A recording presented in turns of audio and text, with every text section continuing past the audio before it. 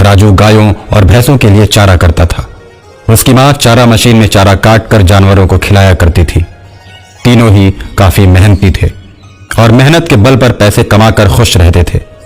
और अब तो राजू के पापा ने एक मोटरसाइकिल भी खरीद ली थी और उस पर वो खोया लादकर शहर जाते थे और बाजार में बेचकर जल्दी घर वापस आ जाते थे।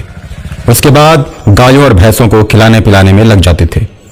और एक दिन भूख से परेशान एक बिल्ली बार बार दूध की कड़ाही के चारों तरफ दूध पीने के लिए घूम रही थी। किसी को भी इधर उधर न देखकर दूध पीने के लिए कड़ाही में छलांग लगा देती है। उबलते हुए दूध में गिर जाने के कारण बिल्ली मर जाती है। राजू के पिता सोहन उधर से आते हैं तो कड़ाही में बिल्ली को मरा हुआ पाते हैं। राजू, जरा अपनी मम्मी को बुलाओ तो देखो ये क्या हो गया है। राजू की मां जब मरी हुई बिल्ली को देखती है तो कहती है, कढ़ाई को उठाकर ले चलते हैं और नदी में फेंक देते हैं। इस तरह दूध और बिल्ली दोनों ही पानी में बह जाएंगे। फिर हम लोग कढ़ाई धोकर वापस ले आएंगे। नदी की तेज धार में ले जाकर बिल्ली और दूध को राजू के मम्मी पापा फेंक देते हैं और कढ़ाई को अच्छी तरह धोकर घर लाते हैं। फिर अपने काम में लग जाते हैं। पानी से संपर्क होते ही बिल्ली पानी वाला भूत बन जाती है और पानी के ऊपर ऊपर ही चलने लगती है।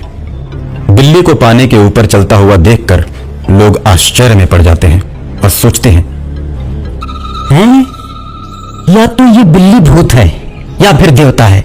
दोनों में से कुछ ना कुछ तो जरूर है जो बिल्ली का रूप बनाकर पानी के ऊपर चल रही है। अचानक एक दिन नदी के किनारे एक शेर पानी पीने के लिए पहुंचता है। बिल्ली शेर को देखकर उसके पास आने लगती है। शेर बिल्ली के ऊपर झपट पड़ता है। बिल्ली पानी के ऊपर ऊपर ही भागने लगती है और शेर तैरकर उसका पीछा करने लगता है। बिल्ली उछलकर शेर के ऊपर बैठ जाती है और अपने पंजे उसकी आंखों में मारकर उसकी आंखें निकाल देती है। शेर अंधा हो जाता है। शेर को अंधा करके बिल्ली उसे छोड़ देती है और शेर दर्द की वजह से तड़प तड़प कर मर जाता है। नदी के तट पर बैठे मल्लाह इस घटना को देखते हैं। मन ही मन बिल्ली को देवता समझने लगते हैं। मल्लाह आपस में बात करते हैं, भाई सच में ये बिल्ली देवता ही है। अगर ये शेर को नहीं मारती तो ये शेर जरूर हम सबको मार कर खा जाता। बिल्ली ने आज हम सबकी जान बचाई।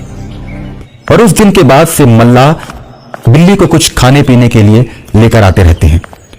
बिल्ली मल्लाहों के द्वारा दिए हुए भोजन को खाकर दूध को पीकर पानी के ऊपर खेलती रहती है। एक दिन शाम को घूमते घूमते राजू के मम्मी पापा उस नदी के किनारे पहुंचते हैं। उन लोगों को देखते ही बिल्ली उनके पास आ जाती है और उनसे बोलती है, मैं खुद ही तुम्हारी कढ़ाई में छलांग लगाई थी और मर गई थी। इसमें तुम्हारी कोई गलती नहीं है। अगर गलती होती तो मैं तुम्हें मार चुकी होती। लेकिन तुम मेरी बात मानो। तुम मेरी आत्मा की मुक्ति के लिए जो भी विधि विधान हो उसे पूरा करो ताकि मेरी आत्मा मुक्त हो जाए। विधि विधान में जो भी पैसे लगेंगे उसकी चिंता मत करना। मैं तुम्हें किसी न किसी रूप में दे दूंगी। राजू सोच में पड़ जाता है क्योंकि वो जानता है कि बिल्ली के बराबर सोना दान करना पड़ेगा। इतना सोना कहां से आएगा?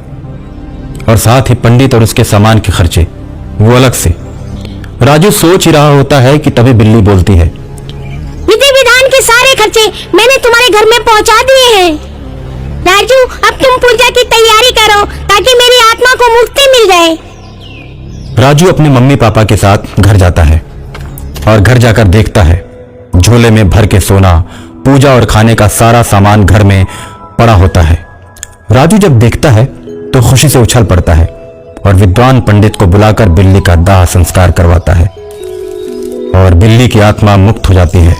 उसके बाद बिल्ली पानी के ऊपर चलती हुई कभी नजर नहीं आती।